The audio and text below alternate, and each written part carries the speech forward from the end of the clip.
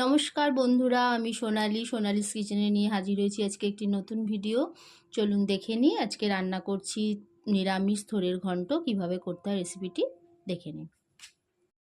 নমস্কার বন্ধুরা, প্রথমে আমি কড়াইতে তেল দিয়ে দিচ্ছি। এখানে আমি সর্ষের তেল ব্যবহার করছি, যেহেতু নিরামিষ রান্না, বাঙালি রান্না, ওই জন্য সর্ষের তেলই আমি ব্যবহার করছি। এবার তেলটা একটু গরম হয়ে গেলে আমি ফোড়নে দিয়ে দিচ্ছি গোটা জিরে, একটা তেজপাতা, একটু দারচিনি আর একটা এলাচটা একটু ফাটিয়ে দিয়ে দিলাম। এবারে ফোড়নটা আমার হালকা গন্ধ বেরিয়ে গেছে সুন্দর একটা। এবারে আমি আলুটা দিয়ে দিচ্ছি। দুখানা মিডিয়াম সাইজের আলু আমি কেটে রেখেছিলাম, দিয়ে দিলাম।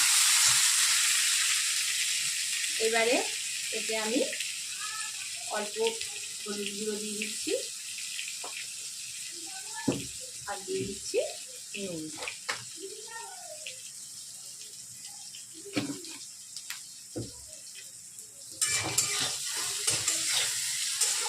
এবারে আলুটা কিছুক্ষণ ভাজা হচ্ছে, তারপরে পরবর্তী সেটে এলাম।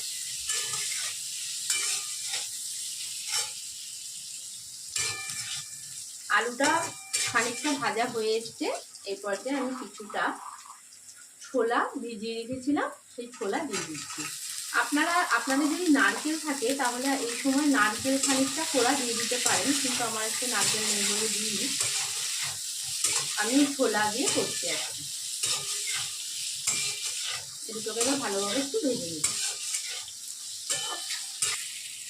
আলুটা ভাজা হচ্ছে, ততক্ষণ আমি দেখিয়ে রাখি থোড়গুলোকে এরকম করে কেটে আমি একটু প্রেসার কুকারে সেদ্ধ করে রেখেছিলাম। তো এবারে এটাকে একটু হাতের সাহায্যে একটু করে নেবো, যাতে তরকারির টেক্সচারটা যাতে ভালো আসে।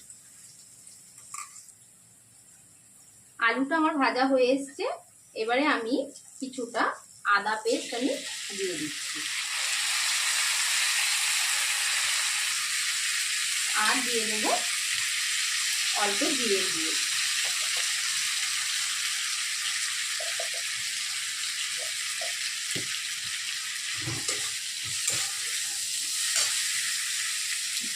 আর সামান্য একটু লঙ্কার গুঁড়ো আমি এখানে অ্যাড করবো,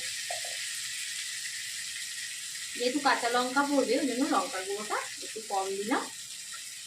আপনারা চাইলে শুধু কাঁচা লঙ্কা দিয়ে করতে পারেন, ঝালটা আপনাদের স্বাদ অনুযায়ী দেবেন।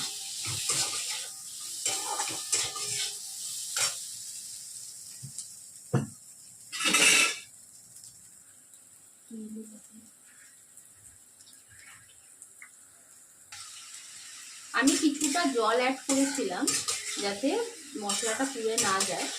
এবারে আমি কয়েকটা কাঁচা লঙ্কা কুচি আমি এখানে দিয়ে দিচ্ছি।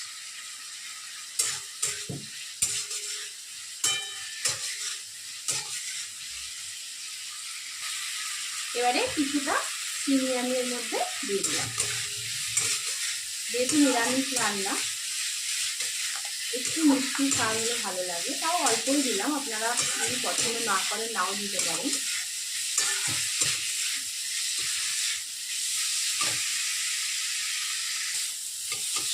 আলুটা কষানো হয়ে গেছে। এইবারে যে ছোটটাকে আমি একটু হাতের সাহায্যে ভেঙে রেখেছিলাম সেটা আমি দিয়ে দিচ্ছি।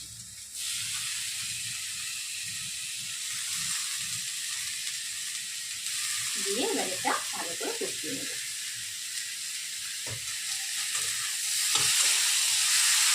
আমি এই পর্যায়ে একটু নুন অ্যাড করছি।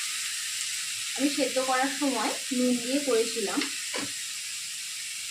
এখন আরেকটু আমি অ্যাড করে দিচ্ছি। আপনারা টেস্ট অনুযায়ী দেবেন নুনটা।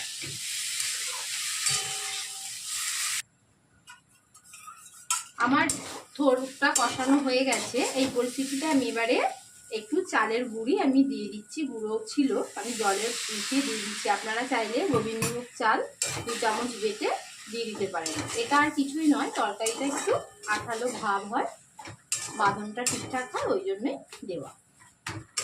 না চাইলে নাও দিতে পারেন, যদি ঠোঁটটা ভালো থাকে নরম হয় সেক্ষেত্রে দেওয়ার প্রয়োজন হয় না। এইবারে আমি দিয়ে দিচ্ছি কিছুটা গরম মশলার গুঁড়ো আর দিয়ে দিচ্ছি একটু ঘি। যেহেতু নিরামিষ রান্না একটু ঘি দিলে স্বাদটা বেড়ে যায় অনেকটাই।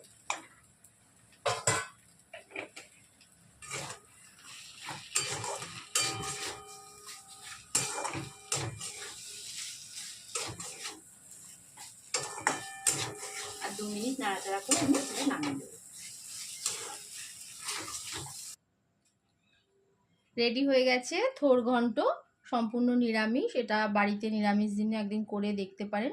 যদি ভালো লাগে তাহলে আমার চ্যানেলটি সাবস্ক্রাইব করবেন, লাইক কমেন্ট শেয়ার করবেন। দেখা হচ্ছে নেক্সট ভিডিওতে। ধন্যবাদ।